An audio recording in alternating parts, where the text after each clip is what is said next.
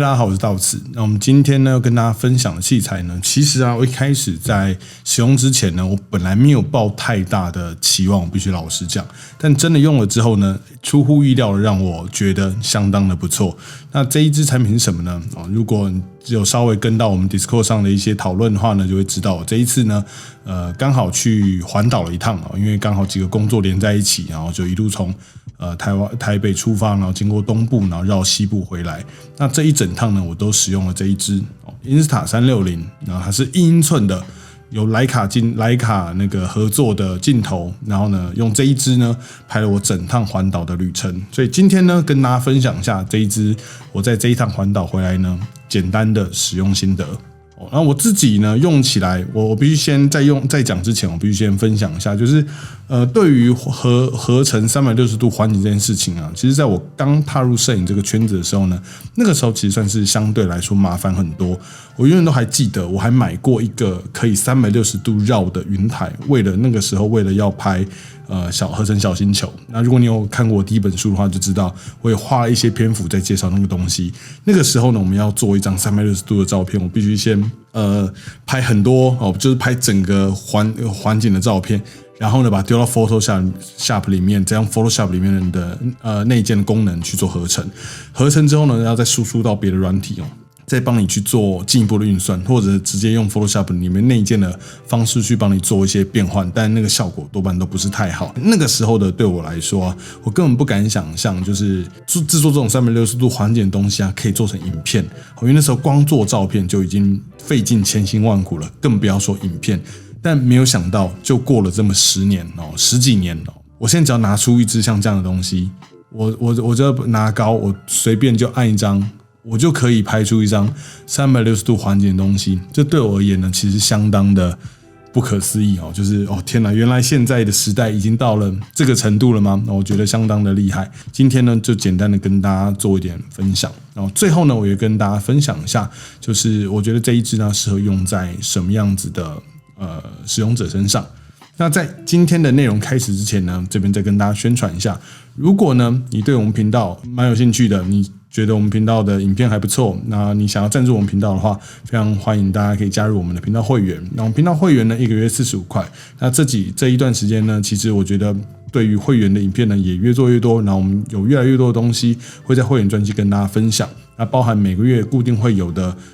包含读书会，还有呢回答一些干爹提问的影片，再加上呢我们在 Discord 里面呢也会有干爹的区域，你在里面问的问题呢，我都会仔细的帮你回答。所以如果你喜欢我们的频道，你希望能够再赞助我们去做出更多好看的内容的话呢，就欢迎大家可以订阅我们的频道，1个月45块。OK， 那我们回到今天的内容。我觉得我这一次在使用下来其实首先第一个让我觉得非常有趣的地方就是因为在录制这个影像的时候它是360度的档案。那我们都知道，我们今天要输出成影片，就像现在要放给大家看，我们现在的世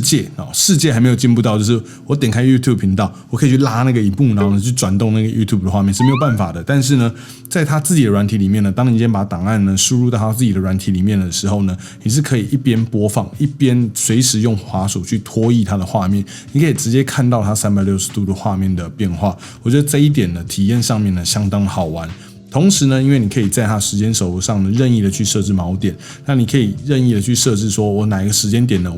我的镜头的位置呢是对哪一个角度，因为它毕竟是360度，这样就产生了一件事情。我们都知道对摄影师来说，有一个东西叫做2次构图。什么是2次构图呢？就是我今天拍一张照片之后呢，我回去之后发现，我的当初的构图呢好像差点意思，然后我可以稍微再调整一下我的构图，比如我裁切一点点或者说稍微转动一点点我稍微怎么样子。然后我再重新裁切完之后呢，我得到一张经过第2次构图而完成的影像。那我觉得这在一般我们在学习摄影的过程中其实还蛮常见的。那很多时候呢，有些人都会说我今天买一个这么高像素的相机，为了就是可以2次构图，我多裁到点像素没有关系，我像素是足够的。那这一台我都不知道该叫它运动摄影机还是叫它相机。就这一台 Insta360 呢，它很好玩的地方就是，当你今天录制完回来之后呢，你可以做2次的运镜。为什么？因为它录制的画面是360度的，也就是你在录制的当下呢，你可能不知道你到底要录左边还是录右边，你要看左边还是看右边。你可以全部录完了之后呢，回来之后呢，你再一帧一帧的去决定你到底要它怎么样去移动它的画面，我觉得这一点呢相当的有趣哦。就是举个例子好了，像这一趟在环岛的时候，很多关东就吵着我去北港吃肉圆，那我真的跑去了，那我也找到一家就很有名的肉圆店，我坐起来吃。我在吃的时候呢，我就把它插在我桌上，就插在我对面这个地方。那整趟在吃的过程中呢，我都没有动它，但是呢，我在事后在调整画面的时候呢，我就可以让我的画面呢从左往右稍微的移动。其实我要往上往下也可以啦，只是天花板没有很好看，所以就算了。但总之呢，我可以在事后再做一些简单的运镜跟构图，这样就造成了，如果今天只有一个人出去的时候啊，你依然可以帮自己拍一些有趣的影像跟画面，而且你不需要花很多力气去动到你桌面上的器材，你不需要去设置一个会自动旋转的那个底座，然后让你的相机微微的转动，你只需要把这一支就放在你的前方，按下录制就可以了。那因为它有快拍的功能哦，就是当你设置好之后呢，你按下录影键，它就直接开始录影哦，就跟很多这种运动摄影机其实都是一样的设置。所以呢，你突然想到什么，你觉得可以录的话，你直接从背包里面抽出来，按下录影键，拿着就可以解决这件事情。那我这一次呢，包含在很多城市我都做散步街拍，我都有拍一些街上画面，那我都是有试着用各种方法去拿着它，因为我都没有用过，所以我也想实际上试了之后呢，跟大家分享一下我觉得录起来的感觉。那我一共用了几种方法。首先第一个就是最标准的，就是它有出一个跟它 match 的那种无影的杆子哦，就是你装上去之后拉高，它可以拉得很高，拉得很高之后呢，你再看360度的影像之后呢，你完全不会看到这一支，连杆子都不会看到。我觉得它可能设计的刚好是在它的那个就是盲点的那个地方，所以你不会看到那支杆子产生，然后只会看到我的手不知道在握了什么东西，我觉得好像握了一个拳头，很像什么就是公仔还是什么，就是手握一个拳头在这个地方。那个杆子呢，我觉得效果是最好的哦，因为第一个它拉到很高，有点空拍的感觉，你甚至可以拍到我跟前面所有的东西的不一样的视角，我觉得效果很好。而且如果你要做一些什么小星球的效果，或者是做一些那种隧道的效果，其实都是拉高那个杆子的效果是最好的。那再来呢，就是我这次有跟厂商要了一个背包的配件，就是它可以帮你绑在背包上面，那它就一根立在后面。你有看过 Google 街景车吧？对，那就是人体的街景车。我走在路上呢，我都觉得我像台街景车一样。总之呢，就是一边走，后面就有一根东西插着。它有一个好处跟一个坏处。好处就是呢，你可以腾出你的双手，你不需要花一只手来操作那一个，因为它就在你后面嘛，所以你可以专心的拍照或者是做一些事情。坏处就是呢，你看起来真的很奇怪，就是字面上的真的蛮奇怪的。但当然你知道，因为我已经这样尝试过了，我以后在街上我遇到同样的人背后插着一根，我不会对你报以奇怪的眼神，因为我有同理心，所以我对你的行为呢，我不会 judge， 那也请你不要 judge 我，就真的很奇怪。我知道这是我人生中第一次在散步街拍的时候呢，大家都会看我，我其实不需要这么高的关注度，但没有办法。那我这边有一个小小的 tips 可以分享给各位，尤其是当你的身为一个男性，而且呢头上的头发可能有些发旋，讲发旋是好听啦，讲难听一点就是有点秃啊。那在这种情况呢，我强烈建议你要使用这种背包式的套件啊，戴顶帽子可以避免一些困扰。那因为我在当下呢，不巧的我没有戴帽子。所以我解决这个办法呢，因为我发旋在右边，所以我左边看起来是比较健康的。那所以呢，我就让我的杆子呢导向左边。意外的发现，当我今天把那个杆子倒在左边的时候呢，意外的很像是第一人称射击游戏的那个动作，就是呢，它有点像是从我左肩过来的越肩视角，就像是在玩《恶灵古堡4》，然后听说重置版要上，然后就像在玩那种游戏一样。那我在拿相机的动作什么呢，都很像是有一个人从我左上往下去拍的样子，我觉得效果呢意外的很不错。所以呢，第一个就是杆子我觉得效果很好，再来就是我觉得装在背包上呢，其实有另外一种很有趣的效果，而且因为它那个杆子本身它也不会拍到，就很像它浮在我的那个包包上面一样，连我的背包整个完整的画面呢都拍得到，我觉得也蛮有趣的。再来效果最差的就是直接用手持，因为我们知道嘛，就是你在街上它其实这个因为它是360度，所以呢你越靠近一个物体，这个物体会被拍得越大，所以你靠在身上拿绝对效果是很差的。但你走在街上，你拿这么远拍，我一手拿相机，一手拿这个，那我这样拍照，我看起来更奇怪，甚至呢我觉得比插在上面还要奇怪一点点。所以呢，我在一些比较不太适合插在背上的场景呢，我就试着这样拿着，出来的效果呢的确是比较不好，就大概只有前面可以使用，就变得很像一般的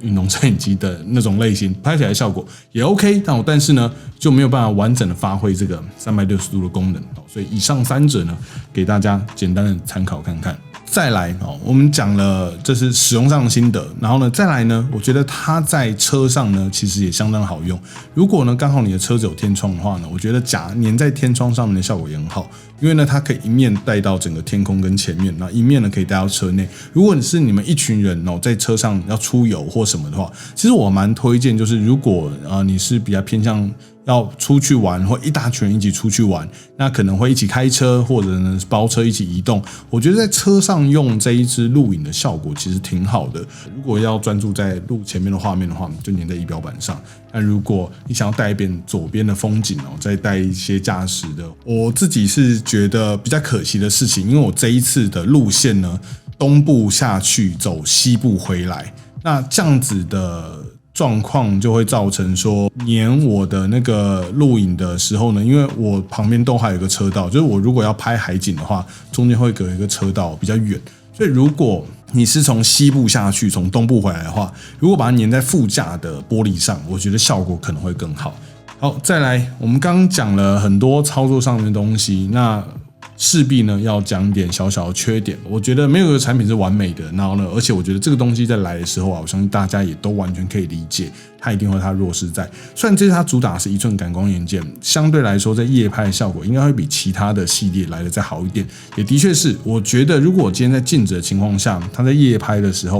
我觉得画面其实是不错的。我有一路从民宿走出来去拍日出，到了海边呢，我把它架在消波块上面。那个时候在录制日出，那时候天才刚亮，其实还算是很微光的环境下，我觉得画面其实挺美的。那为什么我走去海边的路上都没有使用呢？因为真的很晃当它今天在全黑的环境，就是在真的是晚上已经没有光线的晚上的时候呢，它录制的画面呢，可能是因为它把快门放慢的关系，所以那个拖曳感会很重。当然一部分可能是因为我是录制 4K 的关系，因为我没有尝试使用它录其他的画质，因为这一趟下去就一趟而已，然后因为我没有太多时间去做尝试，所以呢我一律都是录 4K。那我自己在录 4K 的状况下，我觉得在夜景的时候它的画面的拖曳感其实是有点偏重的。我觉得如果今天是在晚上的话呢，我比较倾向建议你可以把它放在一个小脚架，比如说你把它放在一个章鱼脚，或者把它放在任何一个可以粘贴物体的地方，把它放着，然后来录制一些画面，效果会比较好。那如果你要拿着移动的话呢，我觉得效果是比较差的。手持可能还好，但如果你把它装在背上的背包上的话呢，因为那个背包其实会跳嘛，所以跳动度就有点太大。当然也可能是因为我晃动太大了。那大家我这边分享我的经验，大家可以自己参考，因为每个人在使用上可能感受会不太一样。那另外一个我觉得比较弱的地方呢，是它的收音。虽然说我也不意外，因为这类型的相机呢，收音普遍都比较弱。那所以呢，如果今天你要直接使用它来录音的话呢，我除非房间里面是安静的，然后没有什么回音，那我觉得录制可以。但如果今天你在外面比较吵杂的话，我觉得收音效果是不是那么好的。所以呢，它其实有推出一个收音的配件，那非常的有趣，就是其实一开始厂商有问我说需不需要送我什么配件，然后那个时候我想说，因为我其实不知道它好不好用，然后我贸然的跟厂商要很多配件之后呢，万一不好用，然后我又要一堆东西，我很尴尬，所以我那时候说其实不用，没有关系。然后结果我买来拍一下之后呢，我就自己买了一个收音的配件。其实你装上这个收音的配件之后呢，它在主画面它就会跳出来那个有收音的那个资讯就是它会告诉你说，现在有插入那个外接式麦克风，然后会把收音的那个音量起来那个地方也可以去做那个内置的调整这一点还蛮不错的。还有就是当你在拍比较近物体的时候就比如说我现在很靠近我的麦克风，如果我是这样录音的话呢，其实它在侧面这个地方它在结合上还是不会那么完美。但我觉得是可以理解啦，就是如果有一些文字，比如说像我有一次在早餐店吃早餐的时候，那刚好它的侧面对着那个桌上写的一些字，那个字在结合中间的接缝就会看得到。但如果是拍一些比较大的、比较浪的景物我觉得其实你不会注意到那个接缝。你在预览的画面上在看的时候你会看得出有接缝，但是呢，你导到软体里面之后那个接缝其实很不明显。大体上来说，其实要解决这个问题非常简单，就是你会照到字的部分，你把它转成正面对着那个字就好了，你就不要用侧面去对着那个比较难，就就是辨识的东西。我觉得对于一般的使用者来说，如果你有稍微操纵软体的能力，因为它的软体是怂的然后你只要能够把它简单的转档转成 MP4 档或者转成其他档案，你就可以上传到社群媒体给大家看。我觉得我凭良心讲，我觉得它是一台充满乐趣的相机，而且我会把它推荐的对象呢是所有人。无论你是职业摄影、影视相关的人员，或者是你是一般大众、一般玩家，甚至不会摄影的人，我都很推荐这一支。的原因是，如果今天是一个职业用户，你有拍摄一些花絮的需求，你出去玩，其实有时候你也不会想要随时都用最专业的设备去拍摄。其实这一支它可以同时拍到所有人，然后它可以记录360度的画面，你还可以回来再选择你要的构图。我觉得对于职业使用者来说，它是一个能够让你在工作之余重拾对录影的兴趣的一台机子。那对于一般使用者，尤其是要旅游的人来说，我相当的推荐旅游的时候可以带着它。那对我自己而言，我接下来的出国的行程应该都会带着它，甚至不要说出国，应该连国内的旅游我都会带着它。然后就是我们可能去频道去拍片或什么，可能都会把它带着，然后也许录一些简单的画面当做辅助使用。我觉得它很适合拿来当做补一些额外的镜头使用。比如说今天你是一个你要做一些旅游的影片，你把它夹，就像我刚刚讲，你把它夹在车上，然后大家坐车移动的时候呢，可以录一点东西；吃饭的时候呢，可以放在中间录一点东西。然后大家在玩或者在干嘛的时候，可以录一点东西。你家里有小朋友，你们先带狗狗出去散步，然后你们去野餐、去露营，你都可以把它夹在某个地方，你可以同时看整个环境。我觉得能够给你的东西呢，相当有趣，而且你还可以合成一些小星球的照片。那如果你不是要输出什么大图的话，我觉得那个你要拿来一般家里挂着输出小张的放在家里挂着看，或者你要放在社群媒体，我觉得效果都还蛮好的。所以整体而言，我觉得这是一支我给予相当高评价的机子。关于它呢，它有很多配件。那以下是我推荐几个我觉得值得一定要购入的配件。首先第一个就是我刚刚讲的那只很长的，我不知道叫什么名字，那只很长的杆子，然后可以自己隐形的那只杆子。但那只杆子呢，用那只杆子搭配这个录影效果绝佳。唯一的缺点就是蛮长的，然后你必须要有一个人拿着。再来第二个东西呢，就是它收音配件。如果你有一点收音需求的话，比如说你要拿来拍片啦，然后你就是拍片的时候要顺便使用，然后你没有要额外录音的话，相当强烈推荐买一个收音配件，然后可以接上其他各种的麦克风。再来第三个就是我觉得如果有开车需求的话呢，一定要有一个可以粘贴在车上的设备。我觉得在开车的时候呢，搭配这个录影，我觉得相当有趣，尤其出国，我觉得相当推荐。或者是你们在坐火车、长程火车，你可以直接粘在火车的那个玻璃上，大家在火车上、长程火车可能一起吃个饭、干嘛聊天啊，其实可以录一点画面，一半在录窗外，一半在录你们，